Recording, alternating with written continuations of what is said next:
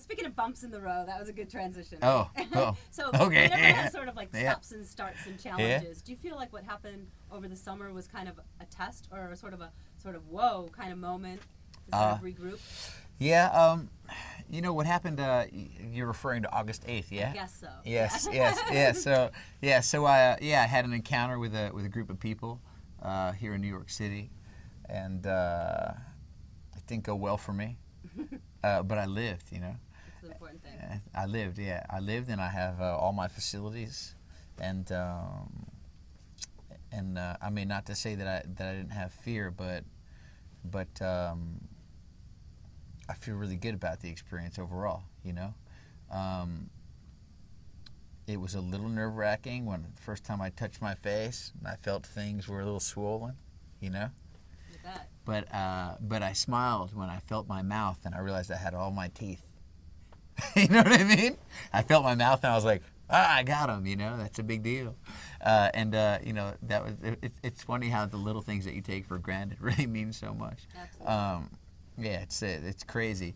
You know, when you go through something like that, I guess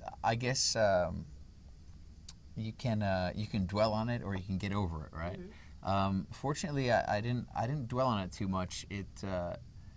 It obviously affected me immediately, just physically. Emotionally, it didn't hit me until I saw the look on my parents' faces, you know, and my brother when they visited me at the hospital. And that really kind of allowed me to see that it was bad, you know. They were my mirror, you know, and that was heavy. But I will say that there was a lot of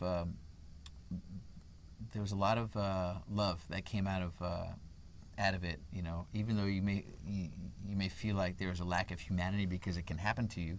Right. You experience much more humanity from the responses you're getting from people. From fans, from your family, I'm exactly, sure. Like everyone gets a little bit, because we don't expect those things to happen, the ones we love. Exactly. Well, yeah, exactly. It's always somebody else or a story you hear about somebody, right? Right. It's like watching the news. Oh, wow, it's terrible what happened, right? It's but it does happen. You know, it happens to everybody. Something happens to everybody, right? Absolutely. This happened to me, you know. So, you know, this is it's nothing that doesn't happen to professional football players on the weekends. You know, they have concussions all the time. You know, I had a concussion. You know what I mean? Did you remember anything from the night, or even the guys, or confrontation, or anything? Not too much. I remember walking, and having a comment pass my way from a group, and turning and being like, "What do you mean?" You know, and then that was the flurry. You know, all hell broke loose, and I remember I had a white shirt on that had an incredible, it was a special shirt I was wearing. It was white, and then it turned blood red. Oh, God. Yes. Fabulous shirt. Right. Yeah, and anyway, you can get those. I know where to get them. Anyway, yeah, so it's an amazing shirt. But I don't really remember much. You know, the concussion really rocked me.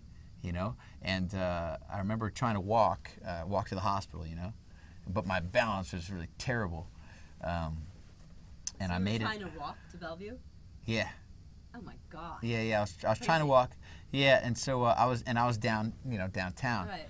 And so initially I wanted to get to Beth Israel, which was closer, but I was just so discombobulated that anyway I walked about a mile and a half until there was a 911 call. You know, hey, I just saw somebody get hit by a taxi. You know, that was me, hit by the taxi, right? But I don't know if I actually got hit by a taxi or went up to get into the taxi, and maybe the guy saw some bloody man trying to get in his car and hit the gas, and you know, knocked me over. Talk about a higher power watching over you. Yeah, it was heavy.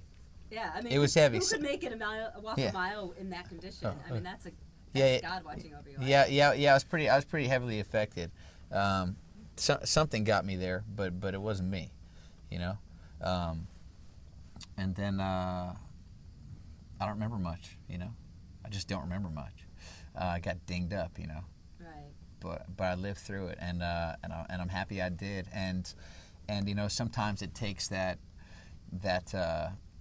that cloud that I experienced to see the silver lining, which was that so many people really genuinely care about you and would reach out. You know, I mean, hey, I even got flowers from Elton John. You know, that made my life. You know, he's one of my idols. That was heavy. That is true. I mean, it's it's definitely when tragedy strikes, something happens to you. I mean, sometimes we all need that little affirmation that we're still loved.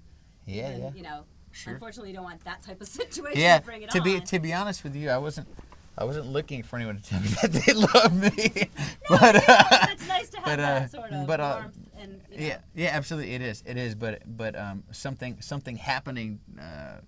I wasn't looking for it before that happened, but after it happened, it really it meant a lot. Yeah, it really did mean a lot. But emotionally, emotionally suffering, that thing that happened to me, I'm really, I didn't really suffer emotionally from it. I was it was just more beautiful what happened after it. You know what I mean? I was just so humbled by the response. About going out or having a drink again? No, I'm not fearful about life in general. Right. I live very independently, and that's something that I will continue to do. I go hang out with my friends and I walk home by myself. That's just that's how I live, and I can't allow that to be altered because I had one rough night. You know what I mean? Right. And honestly, the whole night wasn't bad. It just ended poorly. Right. And it's not that big of a deal. If you liken New York City to a casino, I would say I've won thousands of nights. Right. And I walked out a loser one night. Right. I would go back to that casino.